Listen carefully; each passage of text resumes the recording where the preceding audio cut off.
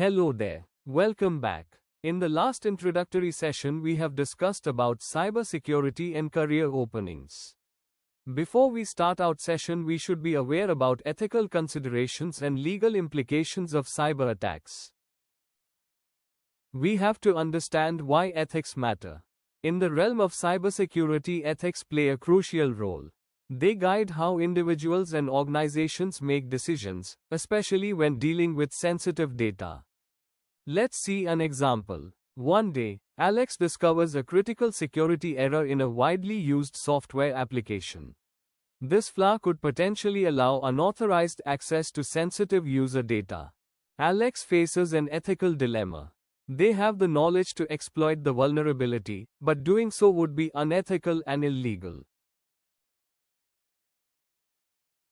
So Alex have two options: either to be a black hat hacker or a white hat hacker. Alex decided to be a white hat hacker. Alex investigates the vulnerability thoroughly to understand its impact and scope. By reporting the flaw to the vendor, Alex prevents potential harm to countless users. The software vendor acknowledges Alex's report, develops a patch, and releases an update. Alex's ethical choice contributes to a safer digital environment. Now we will discuss about illegality of cyber attack.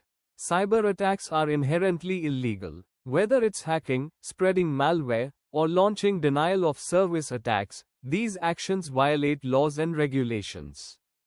When it comes to the legal aftermath of a cyber attack, there are several potential outcomes, depending on the specifics of the attack, the jurisdiction, and the applicable laws. We are doing this course for a cybersecurity career or for a better understanding about cyber attacks, so we can take precaution against cyber attacks. We will not be responsible for any cybercrime you may cause. Happy learning.